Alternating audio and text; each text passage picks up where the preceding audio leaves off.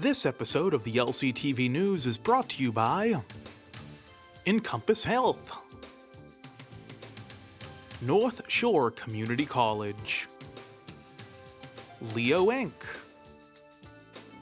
and Brotherhood Credit Union.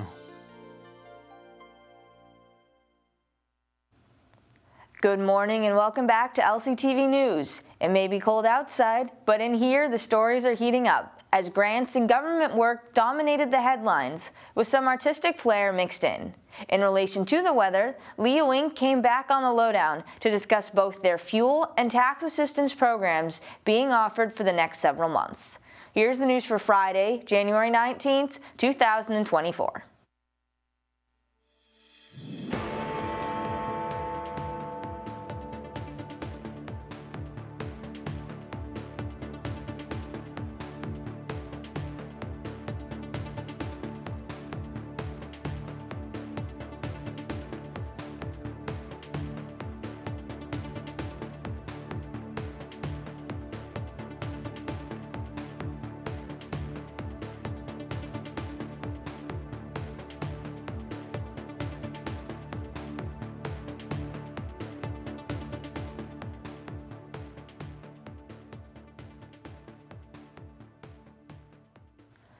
At the 38th Annual Martin Luther King Jr. Breakfast, hosted by the Lynn Minority Cultural Center, Lynn's Black leaders expressed their optimism over the progress that has been made since April 4, 1968, while also acknowledging there is still much work to be done.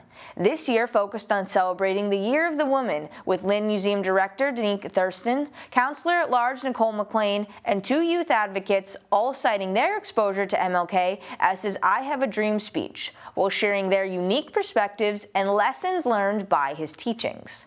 Keynote speaker Dr. Kenan Mackenzie DeFranza referenced her own experiences as a Guyana immigrant, being held back a grade simply because she came from a, quote, third world country, in addition to the multitude of aggressions she later observed when studying housing policies.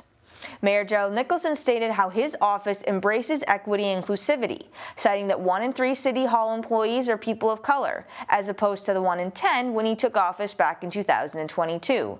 The recipients of the CMCC Women of the Year Awards were Thurston, McLean, Ward 4 Councillor Natasha Meji-Madri, and School Committee member Andrea Satterwhite. The Lynn Public Health Department is collaborating with the Commission on Disability and the Disability Resource Center to determine the best way to spend a $24,000 grant from the Commonwealth's Department of Public Health to address the needs of disabled people in Lynn. This is a 3-year grant, with this year focused on collecting data from Lynn's disabled residents to determine which projects to fund. The significance of this approach is that the Public Health Department is collecting data from those with lived experiences, giving them a direct impact on the programs implemented, such as better accessibility in buildings or increased resources. In the second year, Lynn's Public Health Department will work with the state DOH to go over the data and isolate the most prominent needs before implementing corresponding programs in the third year. Governor Maura Healey's administration made an announcement they called unprecedented on an agenda that aims to improve the early child care industry and accessibility for residents across the Commonwealth. Healey and Lieutenant Governor Kim Driscoll announced a plan called Gateway to Pre-K to a crowd of state officials, educators, and children at a YMCA in Malden on Tuesday that they say will make child care and preschool more affordable to more residents, build new care centers through business partnerships, and continue funding grants that go toward care centers. Quote, "The goal is to get to universal pre-K for every 4-year-old in the state," Healey said, "when we're going to work to do by the end of 2026. Every 4-year-old in every gateway city will have access to universal pre-K. That's not too far away, but that's how committed we are to this," end quote. Last fall, LCTV covered a project from the Public Arts Commission titled Fabrics of the Community, where electrical boxes were decorated by local artists. We interviewed 3 of them to learn more about their family heritage and inspiration for their designs.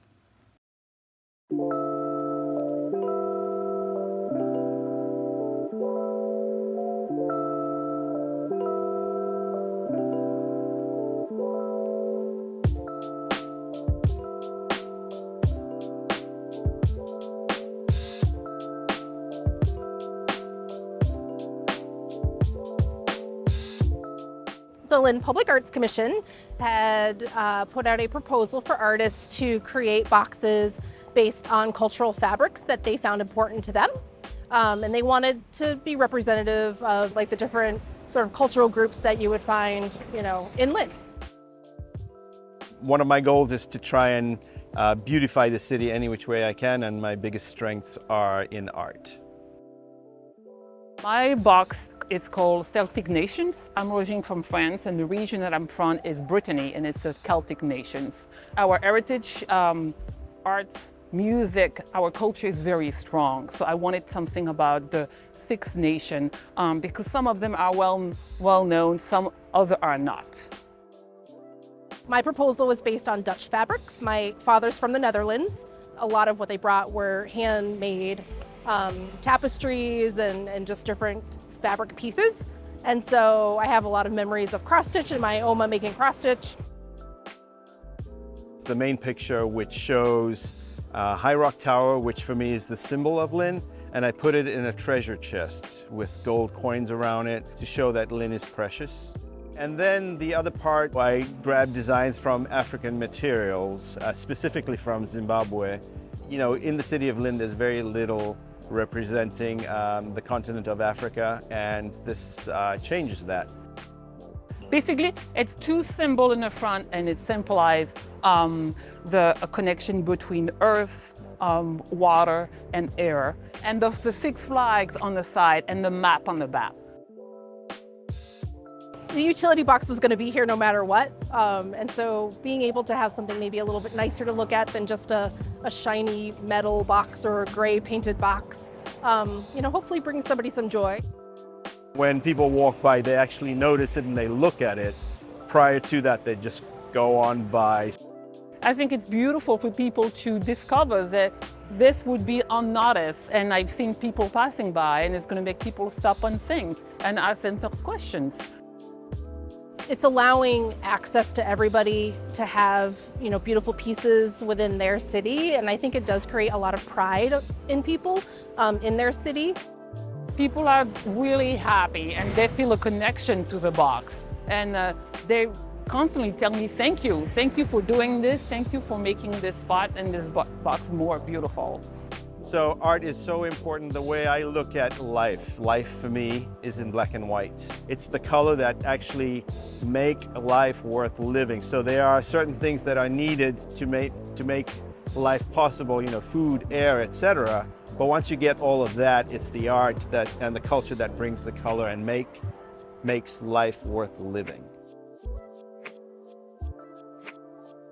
The community is welcome to visit any of the boxes listed below to see other pieces of art, part of the Public Art Commission's Fabric of the Community series.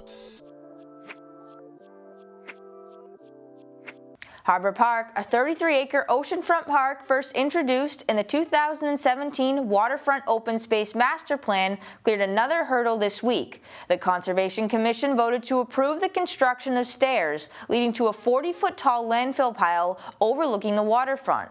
This landfill will serve as the overlook perch with a clear view of the ocean and Boston skyline when completed in 2025. The current plan is to use granite blocks from the eroded Riley Way along the shore to build the steps. However, the blocks currently sit in several feet of water, so crews would have to first extract the blocks before completing the stairs, all with the goal of reusing existing materials and saving on cost. According to an MOU signed last year, the total cost of the project is set at $14.6 million, with property owner Charter Environmental contributing $4 million, the Massachusetts Office of Energy and Environmental Affairs giving $7.4, and the city fitting the remaining $3.2 million bill. Galleries at Lynn Arts will be hosting two shows, Small Works, Resilience of the Human Spirit, and Black History Month, a celebration of Black excellence with the opening reception slated for February 2nd. They are looking for artists to submit their work during the intake period, January 24th to 27th. This is the third annual Black Excellence exhibit, featuring Black artists working in the North Shore or Boston, curated by Lucretia Thompson and Nicole McLean. Curator for Resilience of the Human Spirit, Michelle Guzman, was inspired by the 1860 shoemakers strike, with the theme encouraging artists to reflect on how groups and individuals persevere in the face of adversity. The Family Resource Center is beginning the process of creating a group focused on parent and child engagement, so they've released a survey for community input. Anyone interested has until the end of the month to submit possible ideas. The focus of this new program will be creating stronger bonding experiences between parents and their children through the use of engaging activities. Angela Gomez, a BSW intern from Salem State University, is creating and planning this new group for the FRC. On deck, the sports update.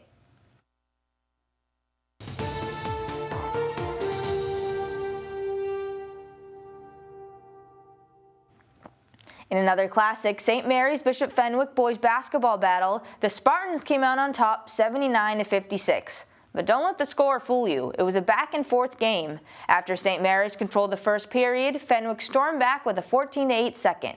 Over the course of the second half, the Spartans took over, going on an 18-5 run in the fourth quarter, including back-to-back three-pointers to shut the door on a Fenwick comeback.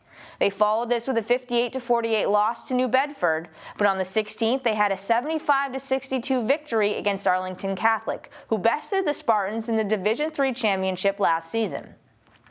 The girls had a similar situation in the Rose Classic, winning their first game 57-38 over South Bronx Prep before losing a heartbreaker 51-50 to Cullen. Versus South Bronx, Bella Awuni led the way, recording 16 points, followed closely by her teammate Sky Watson with 13. In the final, 8th grader Charlie Green had an impressive showing with 20 points, 9 rebounds, and 3 blocks. But Colin nailed 2 free throws with 2.9 seconds remaining to grab the win. The Spartans also rebounded with a 39-point win over Archbishop Williams, upping their overall record to 11-3.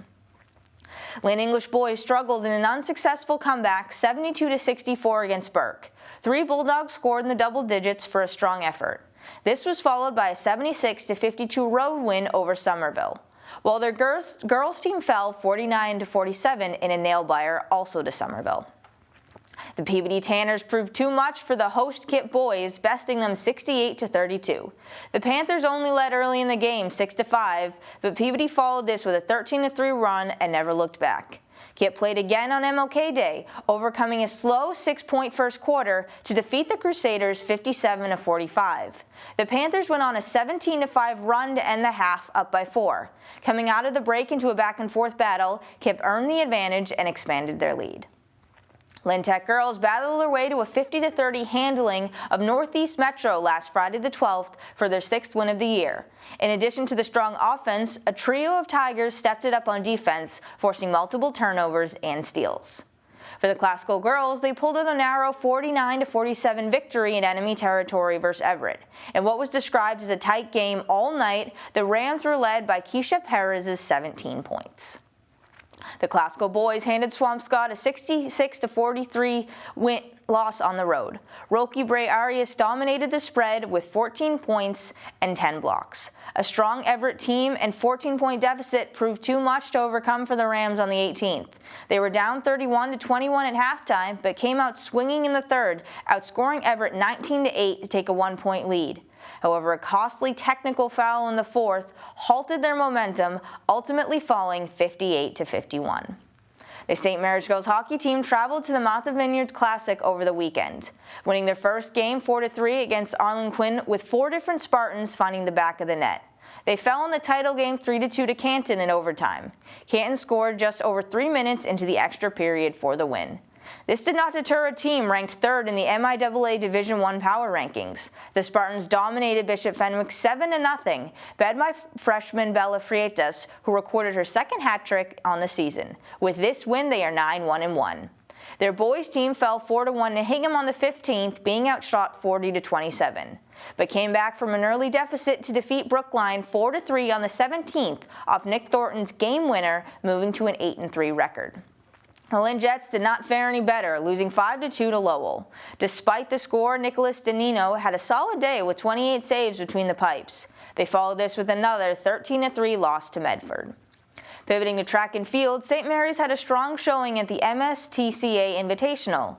Jimmy Jennings ran a personal best in the 300 to qualify for the MIAA. Kelsey Quatek did the 1,000-meter at just over 3 minutes 21 seconds for another MIAA qualifying performance.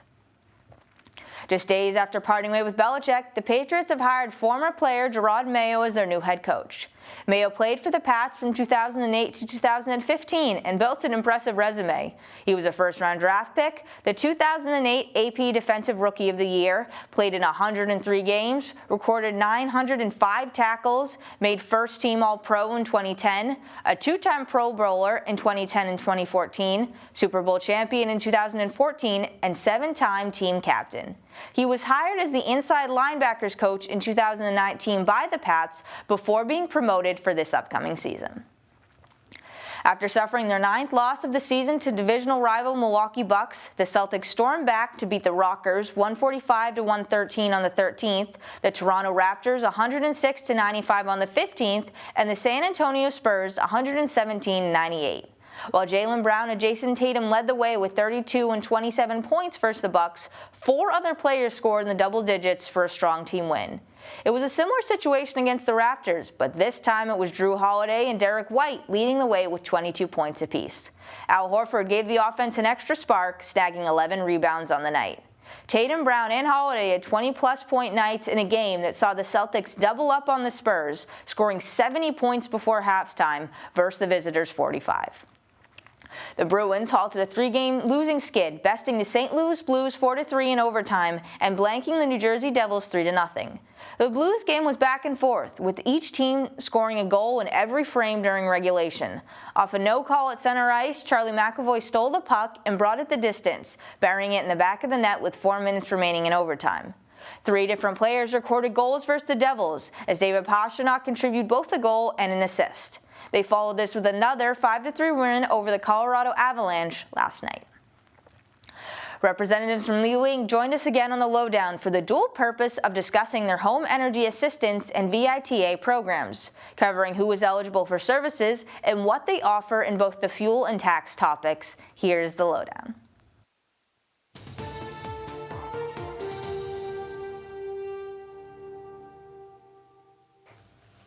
Hello and welcome back to the Lynn Lowdown. I'm Dani Vittori, and today we have on 2 members from Leo Inc.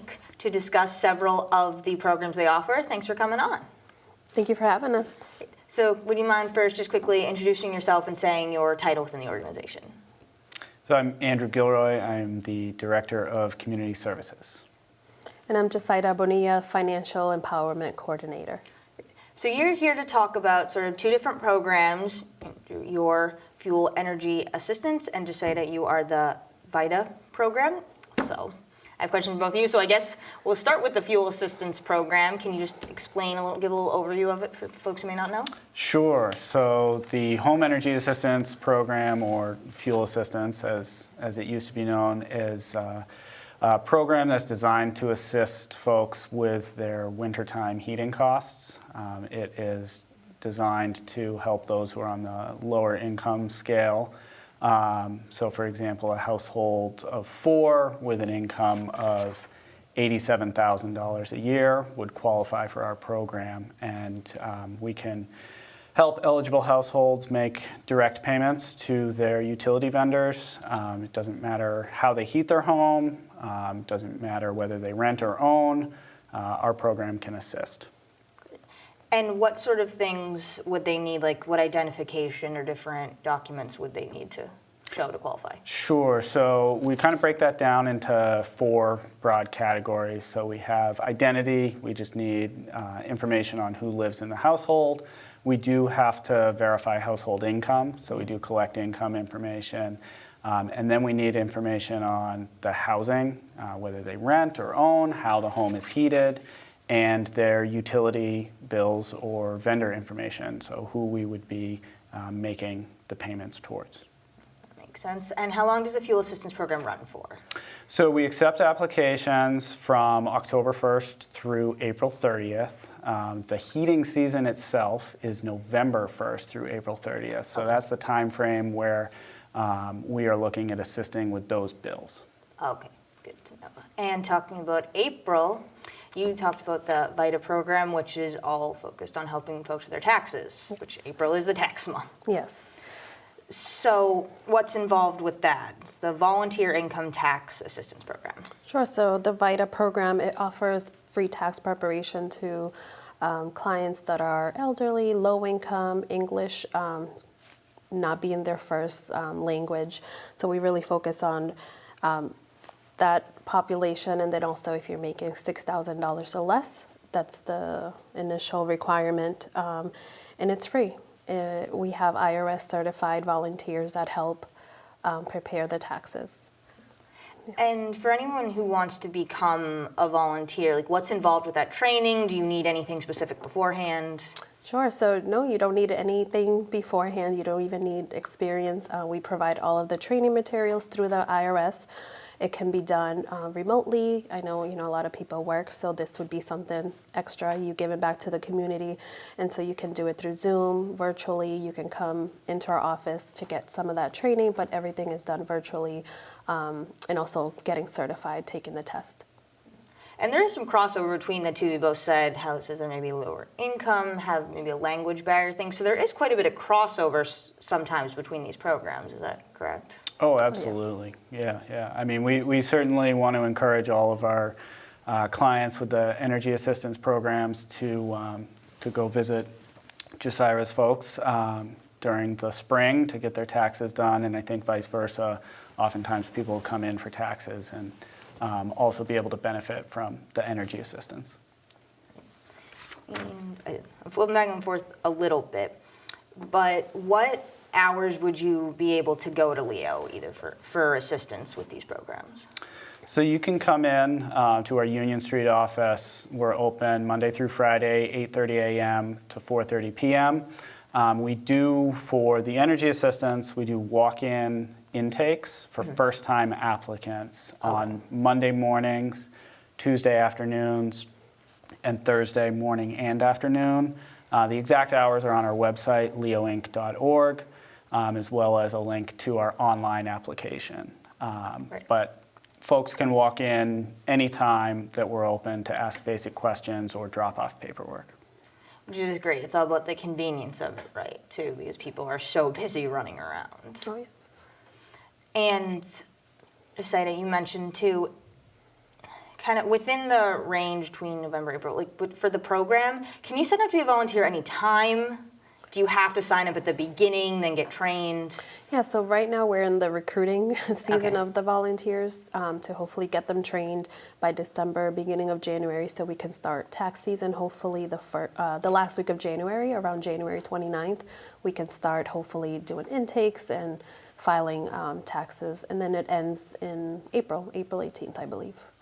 And there's a pretty amount of extensive paperwork involved that people have to do for that too, 'cause your income so much. Yes, that's why for VITA, we definitely encourage clients to call the Leo office to schedule an appointment. That way we have the appropriate amount of time it takes to, go over the intake and all the paperwork that you need. That makes a lot of sense. And both of these are free services. You don't have to. Absolutely. Correct. Yes.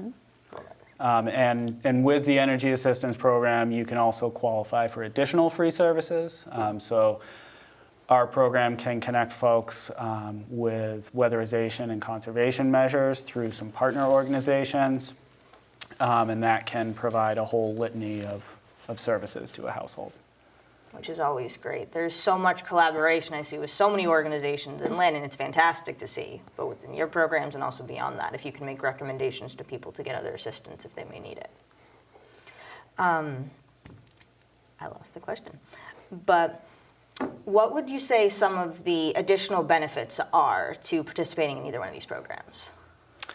Additional benefits outside of the actual utility payments that we make. With the Energy Assistance Program, folks can qualify for a discount rate on their utility bills, which gets them 25% off their gas bills and 32% off their electric bills.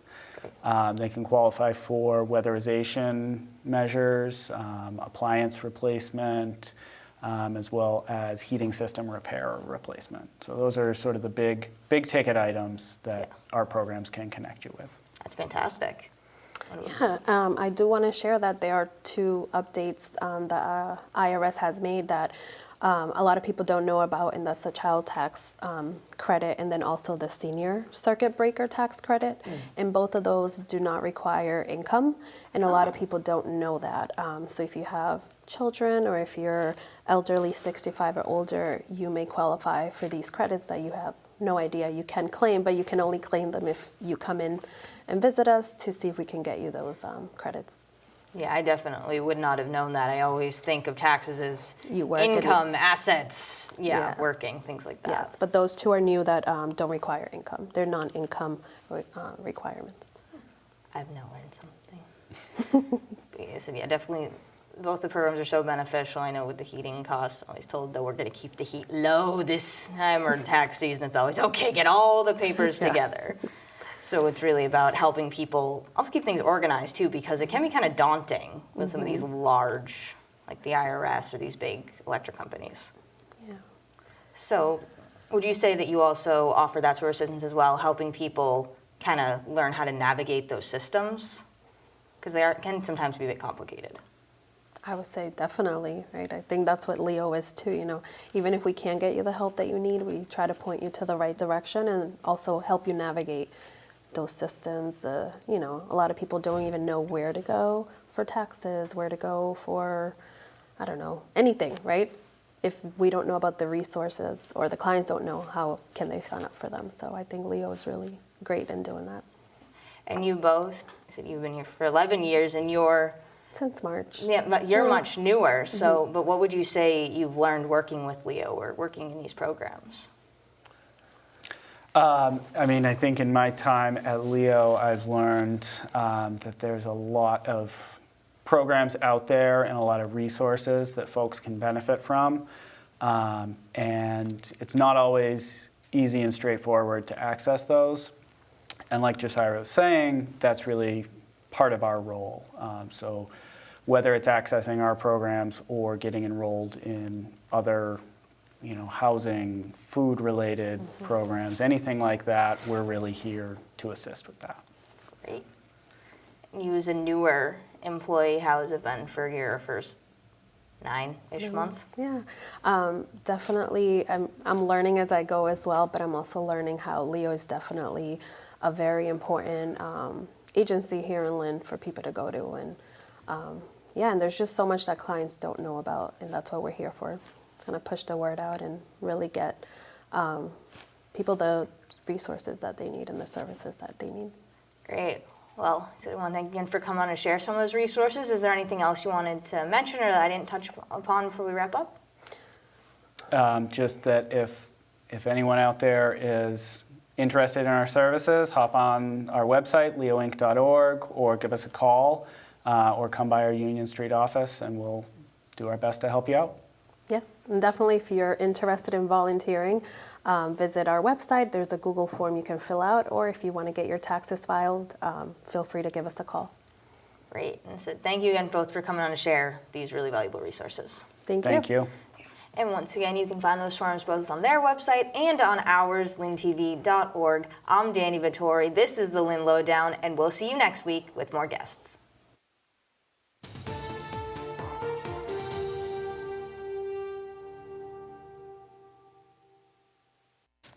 Now we pass it to the community calendar.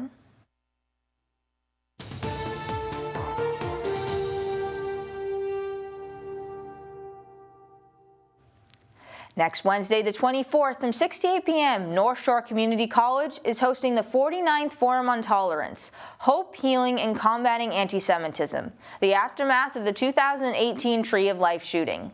Pulitzer Prize-winning author and keynote speaker David Shribman will share his experiences covering the tragedy when a white nationalist killed 11 worshipers at the Tree of Life Synagogue in October of 2018. The idea is by reflecting on this event, people can find a sense of hope, healing, and more ways to combat anti-Semitism. The forum can be attended in person or via Zoom. Saturday the 27th is a full day, beginning with the Greater Lynn Chamber of Commerce putting on their first annual The Big Home Show from 10 a.m. to 3 p.m. in the Lynn Tech Annex. This event is structured for people who are interested in investing in their property or completing home projects. There will be vendors from all different industries, including lighting, plumbing supply, demolition, landscaping, banking, and roofing, to name a few. Later on the 27th, Lynn native Dawn White is holding an evening with Dawn White from 7:30 to 9:30 p.m. at St. Stephen's Memorial Episcopal Church, a night of storytelling, music, and humor. Tickets are $25, with proceeds benefiting kids in the community, an arts and literature-based summer camp for Lynn students grades 1 to 6. KIC is a free summer camp focused on helping kids become more confident, curious, and resilient. With that, we have completed another week of news. Visit lyntv.org for this broadcast and all LCTV productions, as well as the complete community calendar. And follow @Lynn Community Television on social media to stay up to date on announcements and activities in Lynn. For videos such as interviews, sports, and member content, head to Lynn Community Television on YouTube. I'm Dani Vittori, this is LCTV News, and we'll see you next week. This episode of the LCTV News is brought to you by Encompass Health, North Shore Community College, Leo Inc., and Brotherhood Credit Union.